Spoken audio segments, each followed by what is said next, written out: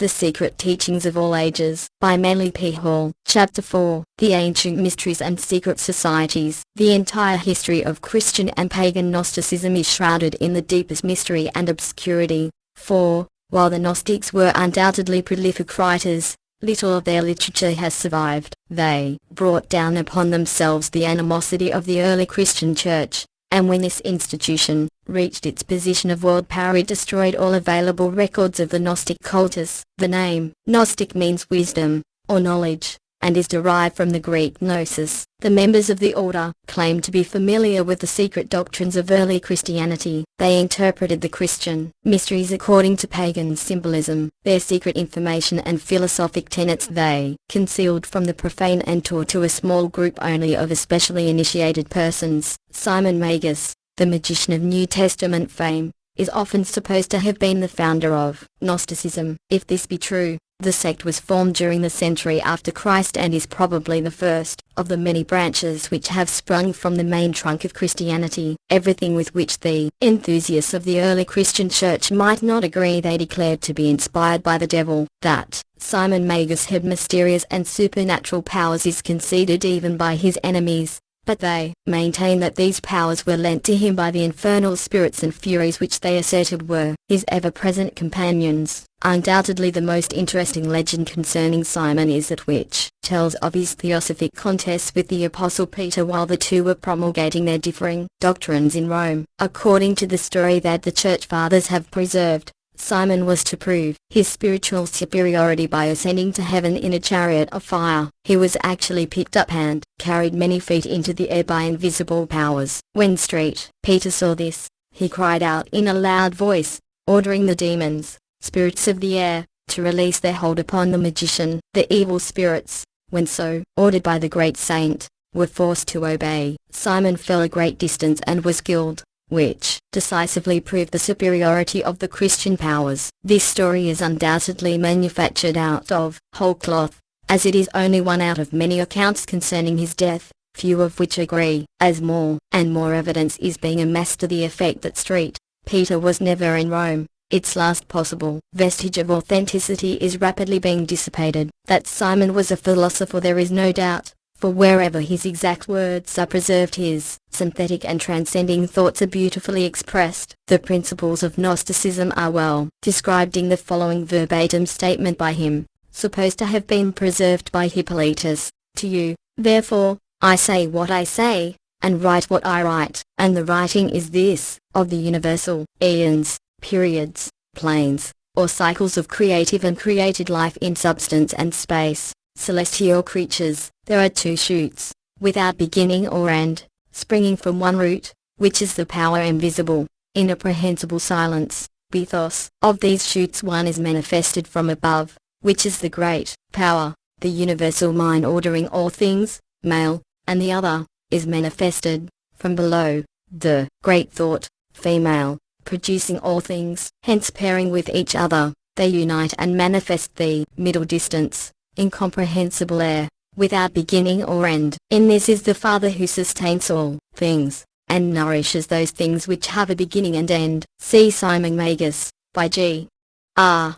S. Mead. By this we are to understand that manifestation is the result of a positive and a negative principle, one acting upon the other, and it takes place in the middle plane, or point of equilibrium, called the pleroma. This pleroma is a peculiar substance produced out of the blending of the spiritual and material ions. Out of the pleroma was individualized the demiurgus, the immortal mortal, to whom we are responsible for our physical existence and the suffering we must go through in connection with it. In the Gnostic system, three pairs of opposites, called syzygies, emanated from the Eternal One. These, with himself, make the total of 7. The 3 pairs, aeons, living, divine principles, were described by Simon in the Philosophumena in the following manner. The first two were mind, nu, and thought, epinoia. Then came voice, phone, and its opposite, name, onoma, and lastly, reason, logismos,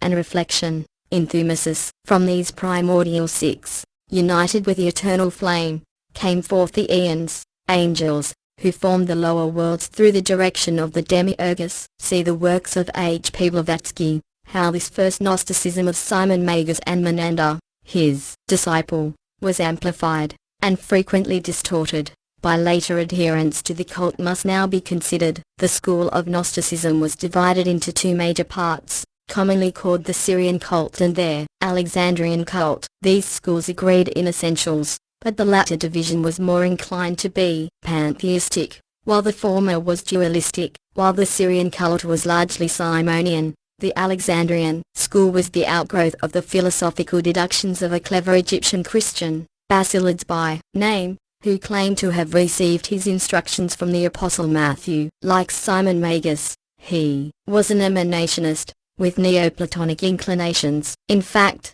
the entire Gnostic mystery is based upon the hypothesis of emanations as being the logical connection between the irreconcilable opposites, absolute spirit and absolute substance, which the Gnostics believe to have been coexistent in eternity. Some assert that Basilides was the true founder of Gnosticism, but there is much evidence to the effect that Simon Magus laid down its fundamental principles in the preceding century. The Alexandrian Basilides inculcated Egyptian Hermeticism, Oriental occultism, Chaldean astrology, and Persian philosophy in his followers, and in his doctrines sought to unite the schools of early Christianity with the ancient pagan mysteries. To him is attributed the formulation of that peculiar concept of the deity which carries the name of Abrixas. In discussing the original meaning of this word, Godfrey Higgins, in his Celtic Druids, has demonstrated that the numerological powers of the letters forming the word Abrixas when added together result in the sum of 365. The same author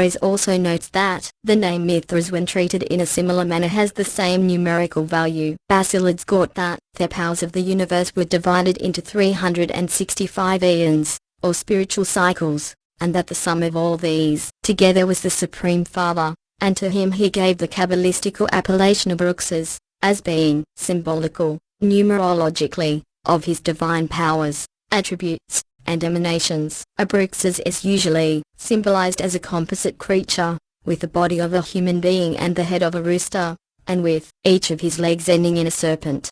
C. W. King, in his Gnostics and Their Remains, gives the following concise description of the Gnostic philosophy of Basilides, quoting from the writings of the early Christian bishop and martyr, Street I. Aenus. He asserted that God, the uncreated, eternal Father, had first brought forth new, or mind, this the Logos, word, this again phronsis, intelligence, from phronsis, sprung Sophia, wisdom, and dynamis, strength. In describing Abrixas, C. W. King says, Bellarmine considers the composite image, inscribed with their actual name Abrixas, to be a Gnostic pantheos, representing the Supreme Being, with the 5 emanations marked out by appropriate symbols. From the human body, the usual form assigned to their deity, spring the 2 supporters, Gnu and Logos, expressed in the serpents, symbols of the inner senses, and the quickening understanding, on which account the Greeks had made the serpent their attribute of Pallas. His head, that of a cock, represents phronsis, that bird being the emblem of foresight and of vigilance. His 2 arms hold the symbols of Sophia and Dynamis, the shield of wisdom, and the whip of power. The Gnostics were divided in their opinions concerning the Demiurgus, or creator of the lower worlds. He established the terrestrial universe with the aid of 6 suns, or emanations, possibly the planetary angels, which he formed out of, and yet within, himself. As stated before, the Demiurgus was individualized as the lowest creation out of the substance called Pleroma. One group of the Gnostics was of the opinion that the Demiurgus was the cause of all misery and was an evil creature, who by building this lower world had separated the souls of men from truth by encasing them in mortal vehicles. The other sect viewed the Demiurgus as being divinely inspired and merely fulfilling the dictates of their invisible Lord. Some Gnostics were of the opinion that the Jewish God, Jehovah, was the Demiurgus. This concept, under a slightly different name, apparently influenced medieval Rosicrucianism, which viewed Jehovah as the Lord of the material universe rather than as the supreme deity. Mythology abounds with the stories of gods who partook of both celestial and terrestrial natures. Odin, of Scandinavia, is a good example of a deity subject to mortality, bowing before the laws of nature and yet being, in certain senses at least, a supreme deity. The Gnostic viewpoint concerning the Christ is well worthy of consideration. This order claimed to be the only sect to have actual pictures of the divine Syrian, while these were, in all probability, idealistic conceptions of the Saviour based upon existing sculpturings and paintings of the pagan sun gods. They were all Christianity had. To the Gnostics, the Christ was the personification of Nu, the divine mind, and emanated from the higher spiritual eons. He descended into the body of Jesus at the baptism and left it again before the crucifixion. The Gnostics declared that the Christ was not crucified, as this divine Nu could not suffer death, but that Simon, the Syrian, offered his life instead, and that the Nu, by means of its power, caused Simon to resemble Jesus. Irenaeus makes the following statement concerning the cosmic sacrifice of the Christ. When the uncreated, unnamed Father saw the corruption of mankind, he sent his firstborn,